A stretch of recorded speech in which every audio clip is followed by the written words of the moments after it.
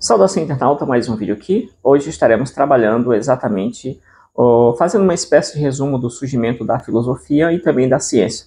Como que surgiu, da perspectiva da filosofia, essa forma de pensar que classificamos como filosofia e também o modelo científico, né? Aquilo que a gente veio convencionalmente chamar de ciência, tá? E estaremos trabalhando isso aqui a partir de agora. Então, é basicamente um resumo, onde estaremos usando como fonte bibliográfica aí Marcondes, uma das fontes bibliográficas para essa questão aqui, e exatamente para que a gente perceba, porque dentro desse conteúdo, nós temos alguns termos que aparecem no Novo Testamento, e seria bom a gente entender o que esses termos significavam lá dentro da filosofia clássica, enfim, ali fora do Novo Testamento, né, que é a questão do o próprio arquê, né, a ideia do arqué, e também a questão do cosmo e o logos, né? São termos que aparecem dentro dessa estrutura. Esse vídeo não vai estar tratando necessariamente desses termos, mas é uma introdução para chegarmos na explicação do porquê desses termos, porquê que eles surgiram, a questão da physis, né?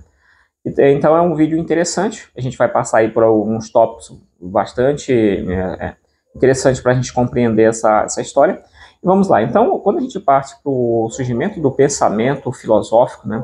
O pensamento filosófico ele é tradicional, é martelo quase que batido nesse sentido, né? É majoritário ali, é convencional. Afirmamos que o pensamento filosófico ele vai surgir exatamente na Grécia, lá pelo sexto século. Isso pode ser observado também, esse começo dessa discussão, no próprio livro do Aristóteles, o livro 2, o livro 1 sobre metafísica, onde nesse livro ele vai estar colocando ali o Tales de Mileto, né? Um filósofo pré-socrático, né? Chamado pré-socrático, que eram filósofos que viveram anterior a Sócrates, ou então que mesmo da época de Sócrates ainda tinha aquele pensamento anterior mais relacionado à natureza, né?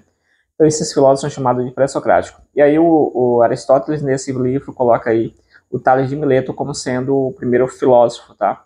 E quando a gente observa essa parte aí do surgimento da filosofia, essa questão, que é bem interessante aí, também usa-se essa parte, né, essa discussão aqui nas séries iniciais ali, no ensino médio, você encontra também essa discussão um pouco mais avantajada aí no ensino superior, né, dentro da disciplina de História da Filosofia você encontra também em outros momentos, mas isso aqui é a base dessa ideia.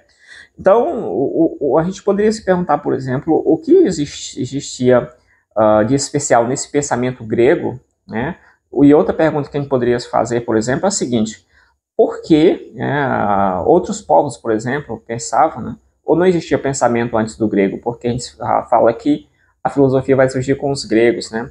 Então a ciência também, ela vai, coincidentemente, vai surgir ali com os gregos dentro desse período, né? Aí a gente poderia fazer essas perguntas, né? Outros povos não pensavam, né? A gente tem vários povos ali antigos, né? Esses povos pensavam ou não? Então, fazendo essa contextualização, nós temos povos antigos, os hebreus, por exemplo, né?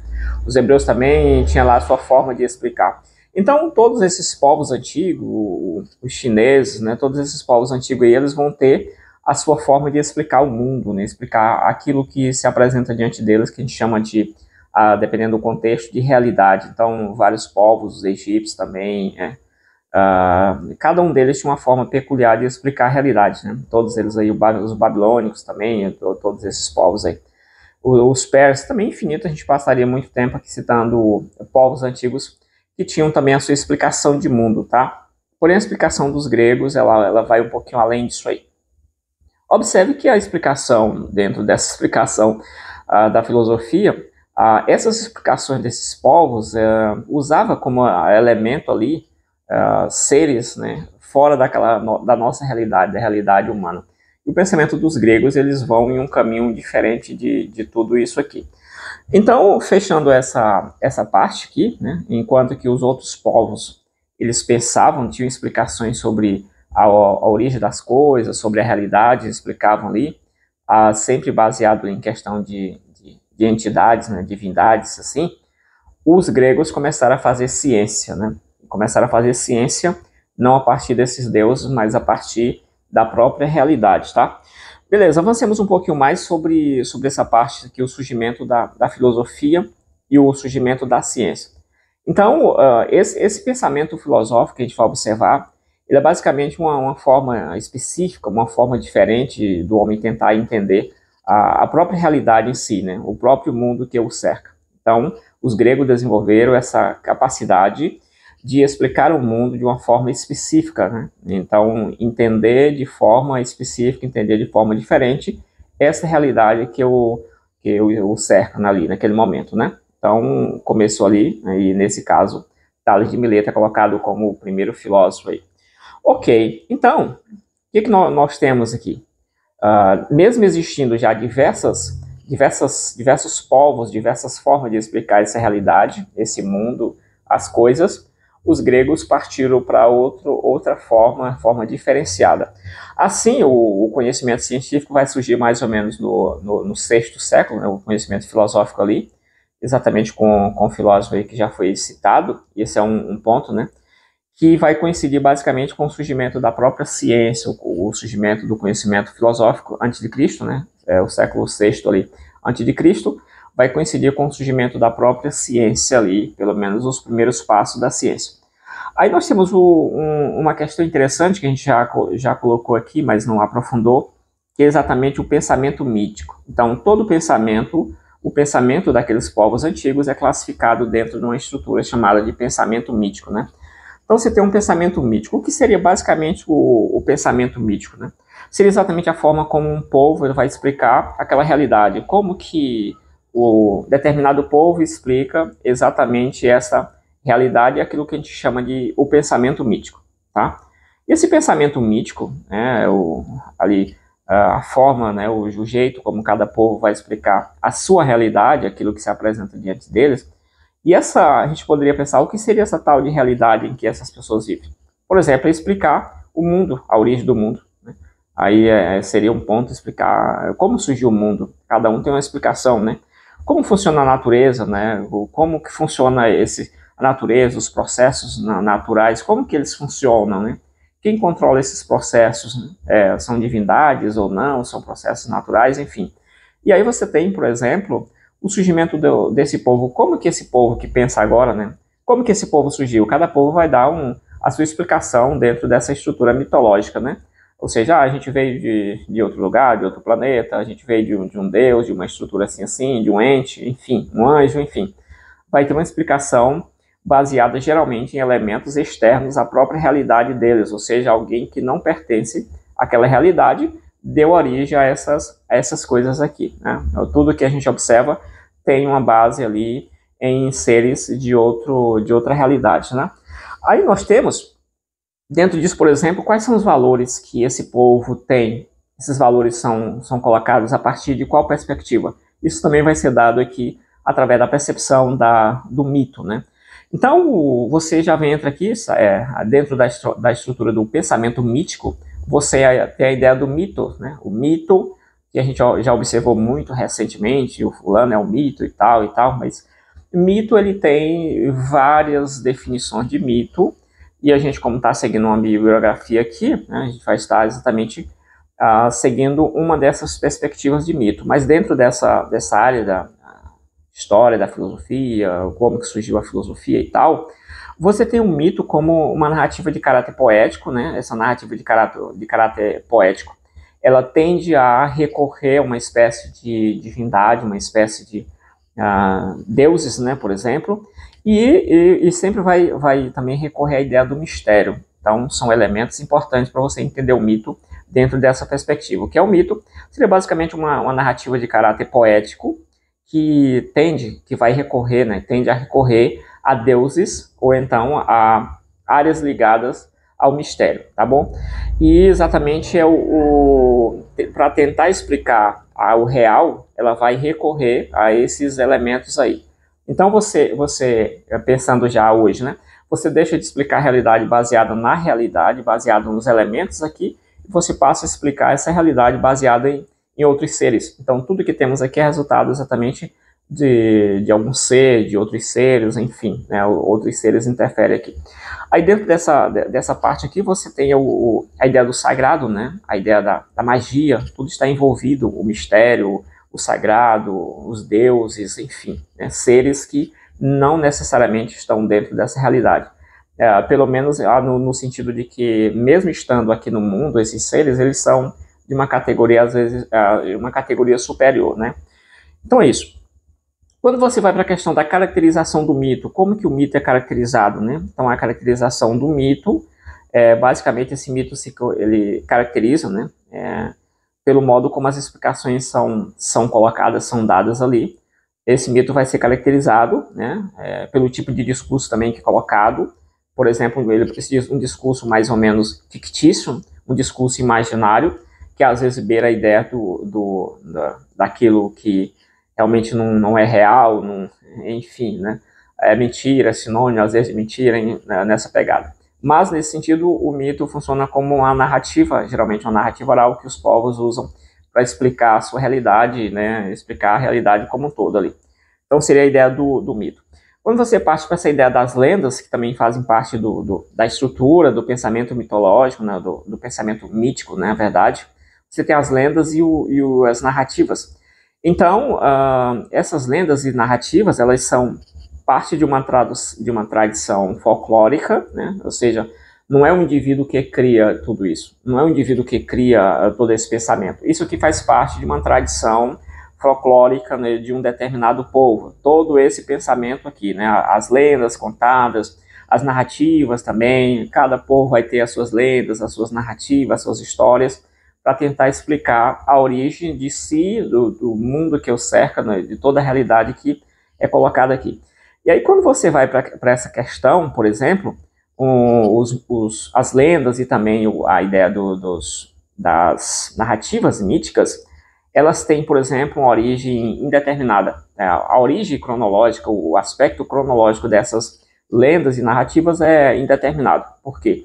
Você não consegue pontuar, dizer, aqui começou essa lenda. Raramente ela faz parte do elemento cultural e ela é contada, né? Com o tempo ela não é mais determinada, quando que surgiu, né? Você não consegue mais fazer essa identificação cronológica ali. E entra a questão da forma também, né? A forma de transmissão dessas lendas e também dessa narrativa mítica, geralmente oral, né? Através da narrativa em si, né, passada, transmitida, não necessariamente escrita, né, mas também. Entretanto, essas lendas, esses pensamentos, eles são transmitidos assim de forma oral. Quando você tem, por exemplo, em suma, né, já fazendo uma suma dessa parte aqui, a gente vai avançar em outros pontos interessantes. Você tem, por exemplo, o mito, ele é fruto de uma tradição cultural, né? O mito, ele é fruto de uma tradição, de uma questão cultural mesmo, e não uma elaboração de um determinado indivíduo. Ou seja, você não tem um indivíduo que você possa dizer assim, esse indivíduo criou esse mito. Não, o mito é uma coisa cultural, né, daquele povo. O próprio povo, né, ele vai incorporar ali em si aquela história, aquela narrativa, aquela forma de explicar. E a gente poderia pensar quais são as principais fontes do conhecimento dos mitos que você tem dentro da perspectiva da Grécia, né? Como eu disse, filosofia nasceu na Grécia no sexto século ali antes de Cristo, o que coincide com o pensamento científico também. Você tem Homero, né? O Homero naquela questão de Ilíada e Odisseia no século IX ali, né? Ilíada e Odisseia. Então Homero não inventou aquelas histórias, ele como é defendido, por exemplo, por alguns autores, ele pegou que para alguns autores a própria existência de Homero é duvidosa, mas Homero pegou essas narrativas de vários povos que permearam a região da Grécia por vários períodos, né? Vários povos que passaram por ali. Homero capturou essas histórias aí que ele coloca ali em Ilíada e Odisseia, desses povos aí. Nós temos outra fonte, por exemplo, Hesíodo, né? Hesíodo seria no livro A Teogonia, que fala a questão dos deuses ali, né? Então, muito importante essa parte a mitologia grega é muito rica, muito interessante, né? Ela é mais ou menos aí do século VIII a.C., né? A Teogonia. Aí você tem, por exemplo, sobre a visão de mundo dos indivíduos. Quando você vai para a parte mitológica, o mito ele se configura como a própria visão de mundo da pessoa, né? O mito ele não é só uma história contada, não, mas se configura como uma visão de mundo. A pessoa ela começa a olhar a realidade a partir daquela perspectiva do mito, né? Então esse é um ponto importante aqui que você pode observar aqui, o sujeito observa a realidade a partir do mito, a partir daquela narrativa mitológica que já se tornou um elemento social, né? Então, até a forma mesmo do indivíduo vivenciar essa realidade também está comprometida dentro da estrutura do mito. Quando você vai para a questão dos pressupostos do mito, do pensamento mitológico, né, um dos pressupostos, por exemplo, do pensamento mitológico é exatamente a questão da adesão, aceitação e o elemento o caráter global. Ou seja, o mito não pode ser questionado, você não questiona o mito. O mito ele é aceito, você aceita o mito, e às vezes você não tem para onde ir, né, em alguns casos, porque o mito ele não é só regional, né? Às vezes o mito ele é global, porque no elemento global o mito ele afasta qualquer outra perspectiva e aquilo se torna uma visão global, né? Ou seja, a visão da sociedade, a visão daquele grupo, enfim, né, daquela sociedade específica, aquela é exatamente a visão de qualquer pessoa, é a visão da sociedade.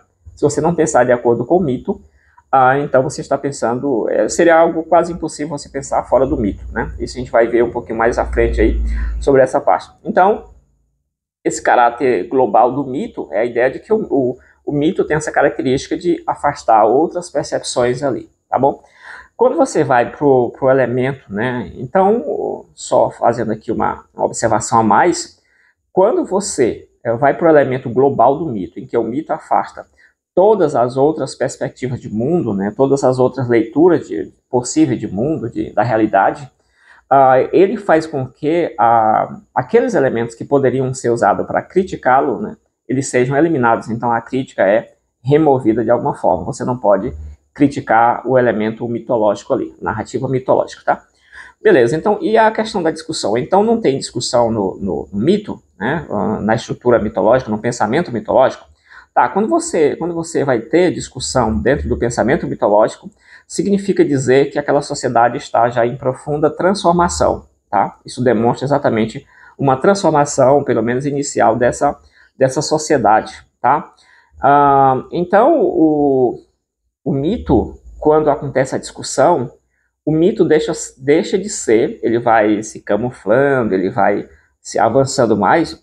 O mito ele vai deixar de ser reconhecido como um elemento de explicação, como uma forma de explicação, e ele vai passar para outra função. Então ele não vai, quando você começa a questionar o mito, que a sociedade começa a questionar o mito, a sociedade se transforma por alguma questão, e ela começa a questionar o mito, esse mito ele não desaparece, ele se transforma em outro elemento já dentro da parte cultural. Bom, então, feito essas observações, podemos pensar sobre as causas dos fenômenos naturais dentro do mito, que eu já até adiantei. As causas dos fenômenos naturais, e aí a gente vai chegar em alguns pontos interessantes, essa causa dos fenômenos naturais, né, aquilo que se apresenta diante do homem, todos os fenômenos em si, os fenômenos naturais aqui, eles têm uma causa externa. A causa desses elementos é uma causa externa, tá? Aí você tem, por exemplo, passou aqui um barulho, né? Então você tem uma causa externa dentro dessa perspectiva do mito, né? Quando você vai para a questão das causas dos fenômenos naturais, então o que aparece ao homem, né?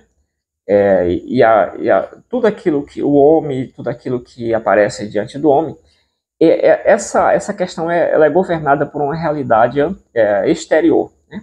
Essa realidade exterior que governa tudo, o homem, governa todo mundo, governa toda a estrutura, essa entidade, essa realidade exterior, ela pode se configurar em, por exemplo, deuses, por exemplo, espíritos, magos, né?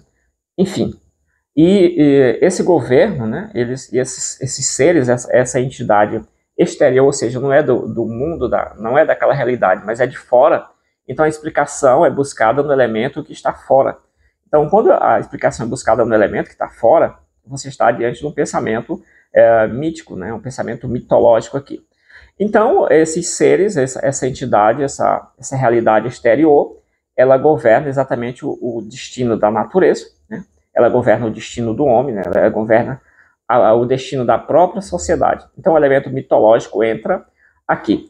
E aí dentro dessa estrutura do mito, né, a gente pode pensar, por exemplo, que aí você tem um contraste em que o mundo natural ele é explicado pelo o mundo espiritual, né, o O mundo humano ele se contrapõe ao mundo diferente, um mundo que não é humano, né? Um mundo espiritual, enfim, um mundo mais mítico em si, né? Aí, o mundo exterior em si. Quando você vai para a questão dos intermediários, né? Você tem intermediários que, dentro do elemento mitológico, que vão fazer essa ponte entre o mundo humano e o mundo divino, porque você tem claramente o mundo humano e o mundo divino. Quando os elementos da natureza, os elementos, os fenômenos naturais são explicados por uma entidade, por uma realidade exterior, essa realidade exterior, ela está dentro de uma estrutura divina, né? Aquela ideia do mistério, do que não pode tocar, não pode ser explicado e tudo mais. Então essa realidade, ela está em outro mundo. E aqui você tem aparecem elementos que vão fazer essa ponte entre o mundo dos homens e o mundo exterior, e o mundo divino, né? Alguns elementos vão fazer essa ponte. Quem vai fazer essa ponte? Por exemplo, os sacerdotes, os rituais religiosos vão fazer exatamente essa ponte. Os oráculos, né? Os elementos do culto também vão entrar ali também. E esses elementos todos aí, essas características aqui, que vão servir como uma forma de intermediário, uma forma intermediária ali, eles vão buscar, às vezes, favores divinos, né? O objetivo é conciliar o mundo espiritual, o mundo divino, na verdade, com o mundo humano, e assim estabelecer um certo favor divino, né? Tentar buscar ali um favor divino, ou então aplacar uma espécie de ira. Então, antigamente, quando os deuses estavam muito chateados, aí, as pessoas faziam vários sacrifícios e tal, de qualquer forma, para tentar apaziguar a ira desse deus, desses deuses, enfim, dessas entidades divinas, tá? Então, basicamente, os pontos aqui. A gente está chegando já, caminhando para o final, para fechar essa primeira parte do surgimento do pensamento filosófico científico. Aí, o início do pensamento filosófico e científico, ele é interessante, como já dissemos no início, ele pertence exatamente ao Tales de Mileto, né? O Tales de Mileto é visto ali como alguém que é o primeiro filósofo ali dentro dessa estrutura, e o pensamento filosófico nasce de uma insatisfação com aquela explicação já dada pelo pensamento mítico, né? Aquela explicação que sempre explicava o mundo real a partir do mundo divino, a partir de elementos exteriores, né? Então você tem isso aí. Aí o pensamento mítico, ele busca explicar a realidade, né? Esse pensamento mítico, ele até faz um esforço para buscar explicar a realidade, porém ele sempre vai cair dentro do elemento divino, né? Então isso é um ponto importante ali, que vai fazer sempre a explicação vai para outro mundo, para outra dimensão, né? Ainda que não seja mundo físico, mas para outra dimensão, assim, para outro nível, né? Então os elementos da realidade são explicados por outros seres a partir de outra perspectiva, de outra realidade, tá bom? Então, eles vão sempre cair dentro da ideia do mistério e também do elemento sobrenatural. O elemento sobrenatural no mito, ele é um elemento importante, tá? Então, exatamente aquilo que não pode ser explicado. Se ele vai cair no elemento do mistério, o elemento sobrenatural, esses elementos, claro, não podem ser explicados. Então, se esses elementos não podem ser explicados, as causas também não vão conseguir avançar para além daquilo ali, tá? E aqui o pensamento mítico, ele esbarra exatamente no inexplicável, né, naquilo que não tem explicação, naquilo que não dá para mexer, não dá, no impossível, né? Então é impossível produzir conhecimento a partir daí, dentro dessa perspectiva aqui que eu estou abordando, tá? Então nós temos a busca da explicação do mundo real. Quando você tem é exatamente que os gregos passam para esse tipo de pensamento, estão mudando para esse tipo de pensamento, eles agora vão buscar a explicação dentro do mundo real. Essa explicação não vem mais do mundo divino, do mundo exterior, da realidade exterior, mas essa explicação vem exatamente do mundo natural. E aí eles vão desenvolver o conceito de alguns conceitos, por exemplo, física, né, a questão da física em si. E quando você tem esse elemento, eu já até adiantei esse assunto um pouco mais atrás, quando você tem essa passagem do pensamento mítico para o pensamento mais filosófico aqui dentro da Grécia, esse mito ele não se extingue, não se acaba, ele apenas muda de configuração. Antes ele era o elemento da explicação, ele era a explicação a partir daquela estrutura de pensamento, agora ele não é mais reconhecido na explicação. Ele é reconhecido agora dentro de um elemento cultural, né? Então ele vai agora fazer parte de uma tradição cultural. E aí, por exemplo, Quando você busca encontrar explicação para o mundo natural, dentro do mundo natural, você vai chegar naquele elemento lá do naturalismo, né, que a gente vai estudar aí em outro vídeo sobre o segmento, a continuação desse assunto, até chegar ali no Logos, até chegar no Arquê, toda aquela parte, no Cosmo e tudo mais.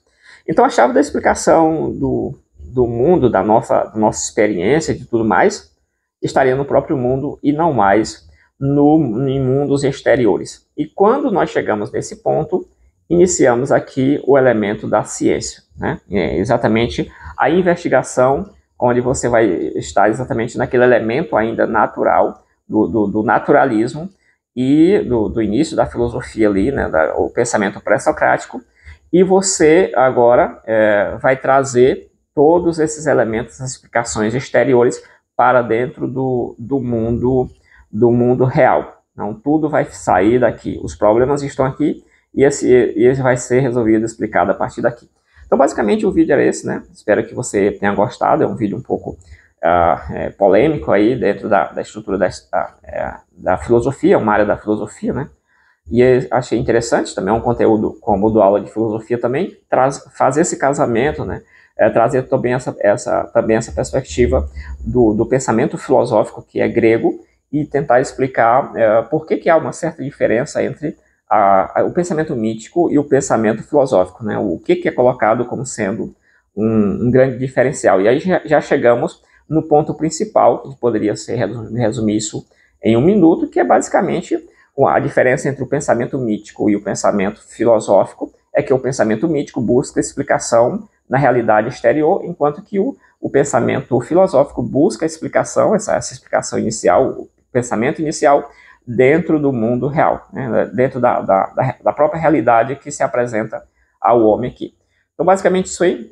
Comenta aí se você já conhecia esse conteúdo, se queria colocar mais alguma questão aqui, algum elemento que talvez eu não comentei, que você já conhece também, que acha importante ser colocado aqui. O certo é que depois daqui esses homens vão buscar uma explicação que não recai exatamente dentro do mundo mítico, né? Dentro do mundo não real, não natural aqui, né? Então, do mundo exterior, na verdade, a realidade exterior. E a gente vai estar trabalhando isso no próximo vídeo. Valeu, então? Obrigado por ter chegado até aqui. Se chegou, comenta aí. Eu cheguei aqui, coloca alguma coisa aí, que eu identifico que você chegou até essa parte aí, digita a palavra filosofia, ou então história da filosofia, ou então mito, digita alguma palavra que eu entenda que você chegou até aqui. Valeu, então. Fui.